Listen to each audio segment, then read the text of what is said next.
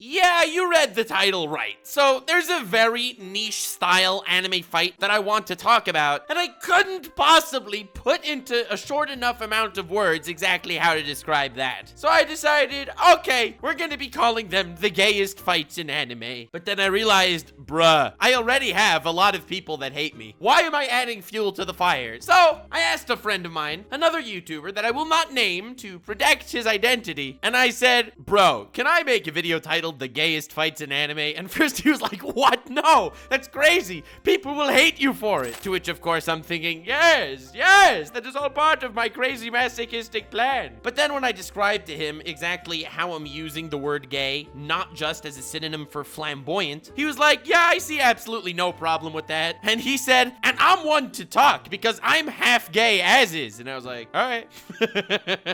He then suggested that instead of titling it The Gayest Fights in Anime, I titled it The Most Homoerotic Fights in Anime. And I was like, all right, get out of here. Today we're talking about the Gons versus Hisokas of the world, where there's a crazy energy between the two, let's call them bros, that are fighting in the gayest yet least homo possible fight of all time. Okay? And besides, added bonus to this title, people will hate me for it. Hell yeah, it's been way too long since I pissed off all of Twitter and the social justice warriors tried to cancel me for literally not doing anything wrong. I miss those good old days. God damn, let's just have some fun and talk about the gayest fights in anime. So when I'm referring to these fights, it's a style anime fight that I think kind of goes under the radar for how actually special it is. In anime, most of the fights that come to our minds are the massive battles for the sake of the world, or these huge thematic or ideological fights that shapes how we actually regard the entire series. You know, like the Narutos versus Pains, the Meruems versus Neteros, the Ichigos versus Aizens. But I feel like another style fight that's almost as powerful that people don't talk about are the gayest fights in anime. When there's like a crazy bond between the two characters that are fighting that's not tangible, but it does shape the entirety of their relationship and the story going forward. So the first and I think simplest example of this is actually Naruto versus Gaara at the end of the Chunin exams in OG Naruto. I feel like this is actually a great fight that no one talks about, not only from a character development standpoint of the side characters, like for example how Sasuke begins to feel like he's useless and he's being overshadowed by Naruto. The entire series, he was the freaking badass, Naruto was the #1 knucklehead ninja, and that's how it's gonna stay. And slowly but surely, as the Chunin exams progressed, he, despite getting much stronger, he got a curse mark, he got private tutelage from Kakashi, learning the Chidori, so on and so forth. Despite all of his studying and increase in power, he was somehow being outshone by this #1 knucklehead ninja. Somehow, this doofus Naruto was able to beat the Gaara that defeated Sasuke, and that hurt terribly. Even though I feel like that's one of the most powerful outcomes of the Naruto versus Gaara battle, no one really talks about how amazing it is that Naruto's the one that beat him from Naruto's thematic perspective.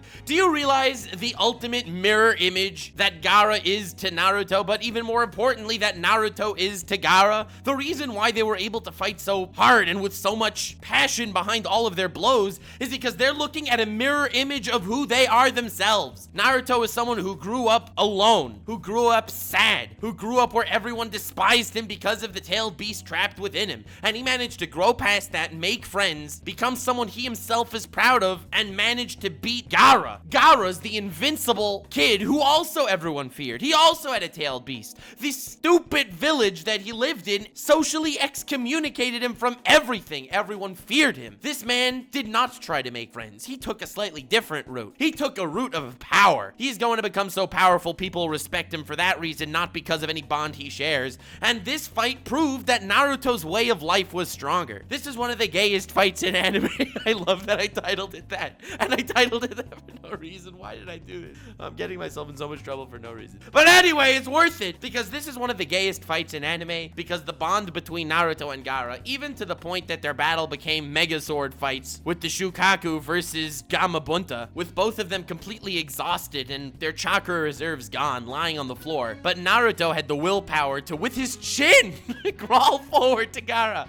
And I love this scene because Gaara's on the floor like, no, please, stay away. And Naruto with his chin is pulling himself forward. Biggest flexes in anime right here. Straight up. After shoving an exploding kunai up his anus, Gaara did not want Naruto Naruto anywhere near him. But Naruto had the willpower to keep pushing forward. It was pretty clear at this point that they had relatively similar levels of chakra after the fight was over, but Naruto had the willpower to push him forward because he viewed Gaara as a wayward version of himself. And Gaara was so terrified of Naruto because he found that similar bond. That bond between them that developed through this fight is something really special, and it's something that people don't talk about. Because while character development is great and character interactions definitely deepen character development and can create an entire situation where not only are the characters growing by their own right, but they're also deepening their bonds with other characters in a series. People don't really talk about how a fight without words can do the same thing as a long, heartwarming conversation can. It's not always about bonding over booze, and sometimes it's just clobbering each other and seeing yourself in your adversary. I love this fight so much because it created one of the most powerful friendships in Naruto. At the end of the day, Gaara coming to save them on the search for Sasuke, Gaara becoming the Kazekage, a position that he despised as a child because the Kazekage wanted him dead on many occasions. And even though after this fight, there was pretty much no interaction in the entire Naruto series between Naruto and Gaara, the bond between them was tangible whenever they mentioned each other, whenever they were together, and just by the sheer amounts of respect they showed for one another, it was heartwarming and beautiful. What's even more is, this fight emphasizes the fact that it's not just Naruto's powerful mindset of making friends over Gaara's toxic mindset of amassing power, but a lot of these things were out of their control. These circumstances were not equal, despite the fact that they seemed so similar. Yes, their villages despised each of them on an individual level, but at the end of the day, the one person Gaara trusted, his uncle, was sent to assassinate him, and the one person Naruto trusted, Iruka-sensei, sacrificed his life, literally, to save Naruto. It becomes clear that they could have very easily swapped places, and it's not just Naruto's stronger mindset that put him in a better position, but it was circumstances out of his control, like the unconditional love he received from Iruka-sensei, and then later Kakashi, and the other friends he's made through that, and how easily the tables could have turned. I love Naruto versus Gaara, and I couldn't figure out any way to talk about it aside from a specific analysis, which is not really what I wanted to do. So here it is, as the first fight I bring up in the gayest fights in anime.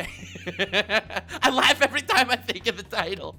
What's wrong with me? But I think at this point it's pretty clear the style fight I'm trying to talk about. And the reason why I love it is not just from a writing standpoint, but it really is true in real life. I'm not saying that, all right, you want to become friends with someone, well, just beat the crap out of them. No, that's not exactly where I'm coming from. But the Naruto versus Gaara fight can teach you that it's circumstances out of our control very often that creates the massive divides between us. Here we had two people who were pretty much the same when it comes to their social circumstances and their mindsets, and it was just due to one father figure in their life that put them on drastically opposed routes that got them to try and kill each other right now. It's so easy to view as a third party looking at the Naruto versus Gaara fight, one of the gayest fights in anime, by the way. But it's so much harder to look within and realize that most of the social divides in today's day and age are for similar reasons. Bruh, I'm here to piss off Twitter with this video, okay? I'm not here to make some kind of social commentary point that's like nice and wholesome and whatever. But I'm sorry, I'm gonna have to. Most of the people you hate aren't all that different than you are. Most of racism, sexism, or issues that exist are social constructs and should not be real because they're not all that different than you on the inside. You think little social things on the outside should actually make a difference into how you treat other people? Bruh, as Ninja said, that is such a weak mindset. God damn it, this video was supposed to be to annoy trigger warriors. It wasn't supposed to ally with them. Damn it. Conflict definitely divides us, very often on a very petty level, when in actuality we're the same in slightly different circumstances, and it's very important to begin to notice that. So now that I was way too wholesome, I'm sorry.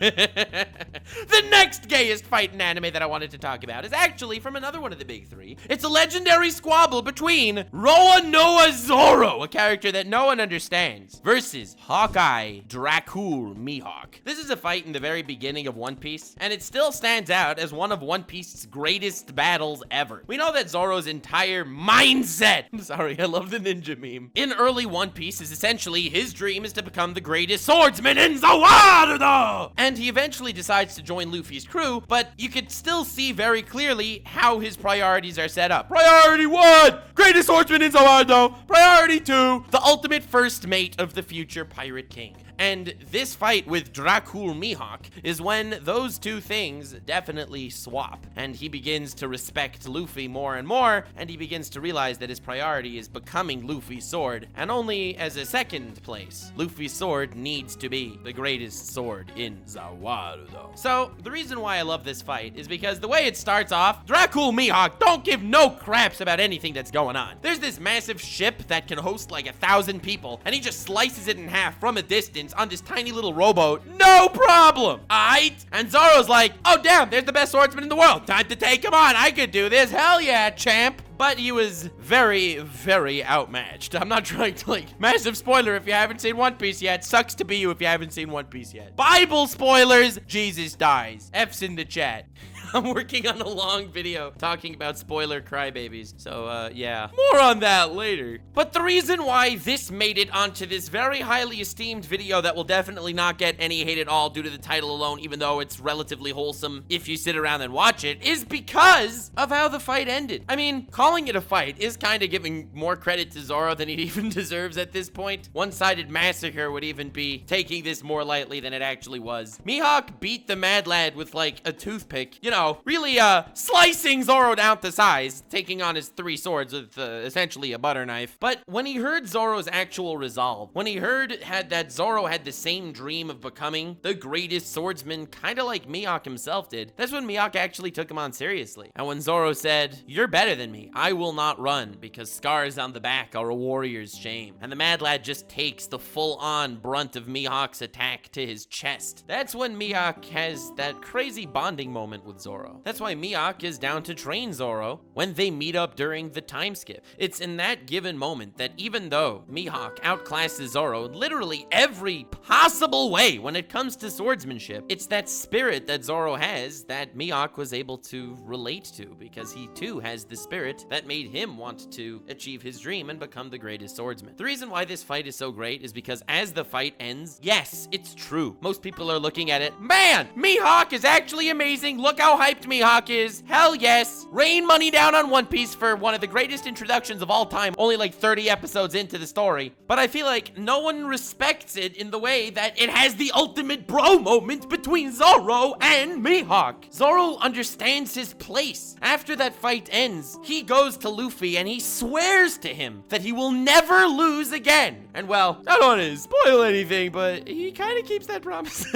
He's quite the Mad Lad. But he swears to Luffy that he'll never lose again for Luffy's sake. That crazy bond moment between Mihawk and Zoro, even though they're in completely different leagues at that time, goes to show that it's not all about the superficial aspect of a swordsman. It's not all about how powerful they are. It saddens me when I see people on YouTube who are friends with some creators and then their channel blows up. Now they have 1 billion subscribers and their former friend only still has 3,000. And then, I could ditch them. We're in different leagues now. Now I could be friends with all the people that also have 1 billion subscribers just like I do. It's something that you see on YouTube all over, and I use YouTube as my example for so many of these things because it's something I'm obviously very invested in, something I love, and it's something that just fascinates me on a societal level because it tells me so much about, the regular psychology of regular people. YouTube is about the you that can actually become something great with your own 2 hands. Obviously luck is involved, but in the end of the day, it's your hard work and elbow grease that'll make you somebody. It's a kind of level playing field. You could be brought up in the most pompous, rich-ass, annoying lifestyle of all time, but people will hate you and you'll have no respect on this social media. So, that said, ego is something that's extremely prevalent, something like this. So, when I see Zoro versus Mihawk, and I see the massive difference between the two of them, Mihawk perhaps was challenged by hundreds of swordsmen in the past. Anyone that beats him gets this crazy, massive title of the biggest YouTuber! I mean, the greatest swordsman in Wano! And I'm sure he's cut down so many of them. But the lingering passion he sees in Zoro is the reason why he ends up respecting him. He ends up respecting him as an equal. Someone not as powerful as him, but someone that shares the same passion and the same heart. That's why this is one of the gayest fights in anime, damn it. They connect on a level past the superficial, and that's so powerful. It's not about who has more internet clout. It's not about who has more money or who has a higher esteemed job. Oh, I'm a doctor. I'm not gonna deal with that lowly plumber. Mutual respect between people should have absolutely absolutely nothing to do with the numbers on their side. It should do with the heart and the soul that they exhibit in their everyday lives. God damn it, I love anime. Anime tackles some of the deepest and most complex problems out there in a way that doesn't at all sound condescending, and in a way that's just so heartwarming. And now, at this point, you're probably like, okay, I see what you're saying. I see why you had no idea what you were gonna title this video. And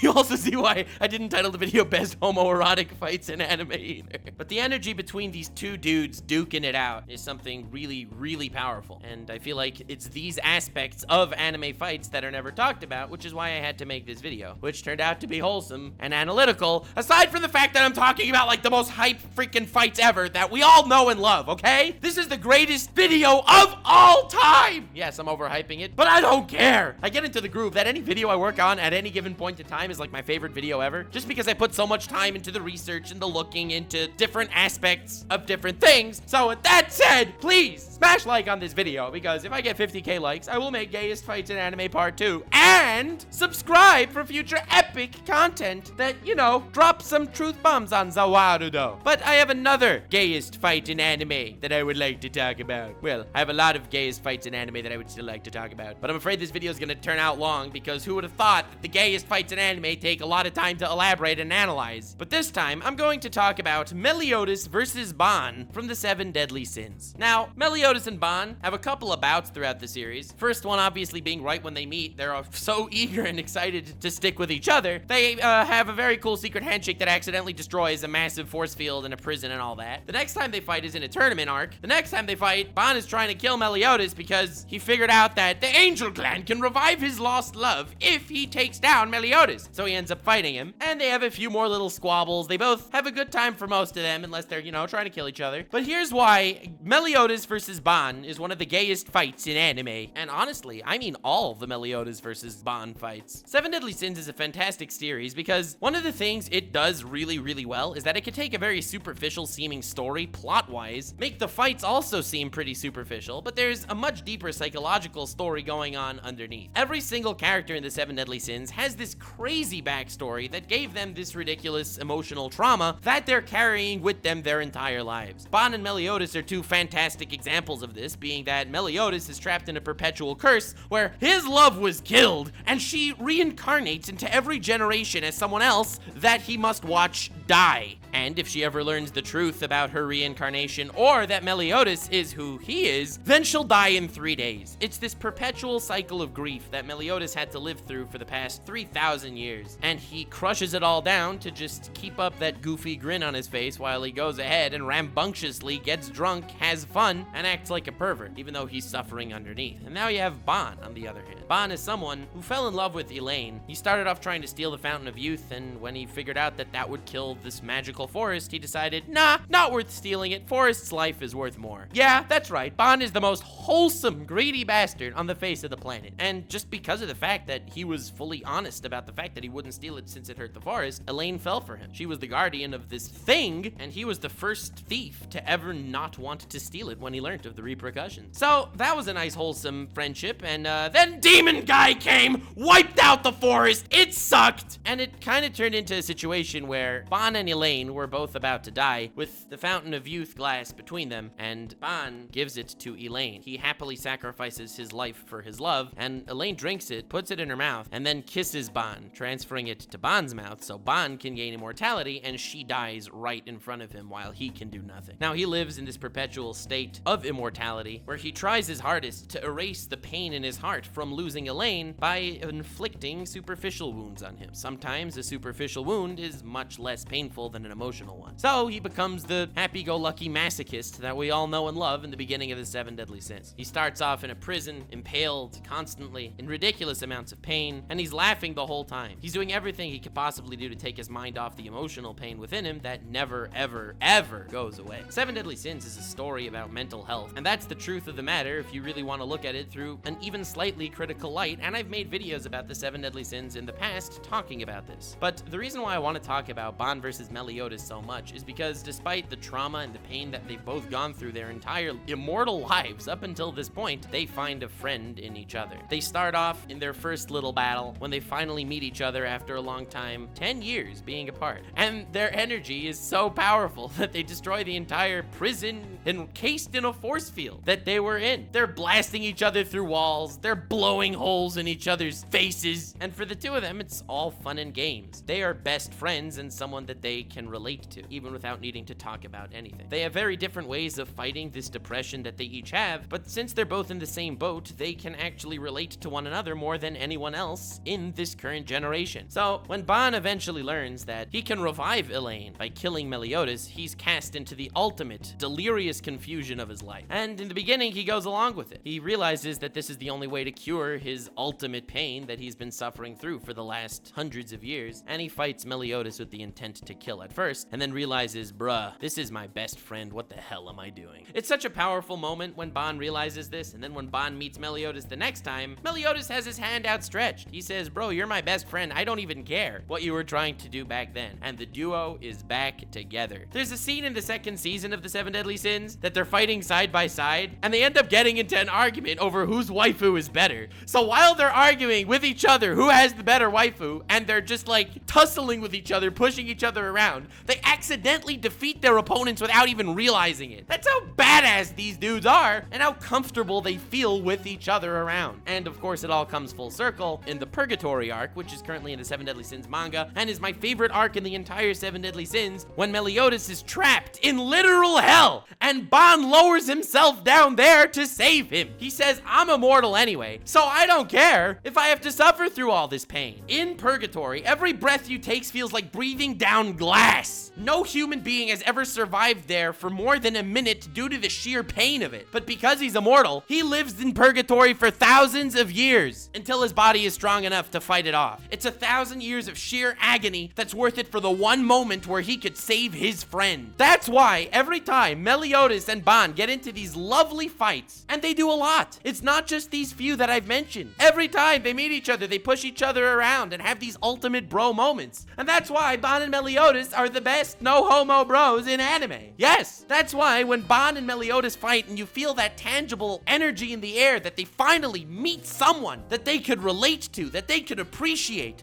that's truly their best friend in every possible way. That's one of the gayest fights in anime. We live in a society today, and yes, I mean that in not the meme way, where mental health is a prevalent issue that so many people have. And Ban and Meliodas are so strong, but only once they meet each other. They suffer the entire time alone, constantly crushing their depression down with other distractions, whether it's running a bar, becoming a magic knight, becoming a massive masochist, or finding any other superficial way to destroy themselves so they don't need to think about the true pain that they're feeling. But it's through the two of them leaning on each other's shoulders that they're able to actually make strides forward. Now, I'm no therapist, I'm no psychologist, I'm not the right person to talk to when it comes to this kind of thing, but having a shoulder to lean on is really important, and just crushing down your inner suffering is definitely not the go-to way to become a healthier individual in the future. It may seem easier at the time than actually talking about your problems and making a close bond, but in the long run, I can say from personal experience, it's much more destructive than you can even think. Again, that's why I really wanted to go ahead and make this video, talk about some anime fights that no one ever respected for actually being as amazing as they were, and telling you why they are in fact some of the greatest fights ever. Why the gayest fights in anime are something that definitely needed to be talked about.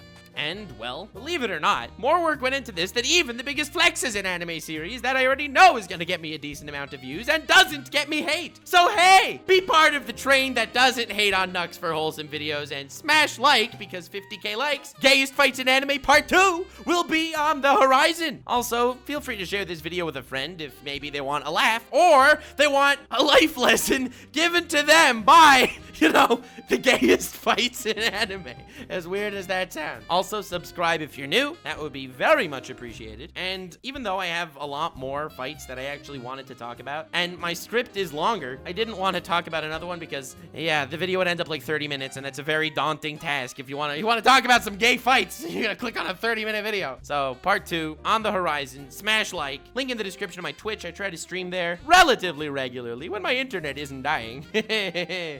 I'm still a technological boomer. Link to my Twitter in the description as well. Feel free to follow me there. I actually have a pretty crazy video planned that will involve the use of my Twitch and my Twitter. We're gonna need to ask you guys to do things on the spot, and, well, more on that another time. It's a pretty crazy idea if I do say so myself. Thank you so much for sticking with this video, even though the title is asinine compared to the actual content. I just had no idea what to title it. Have yourselves the most wonderful evening, and remember to stay weird, fam.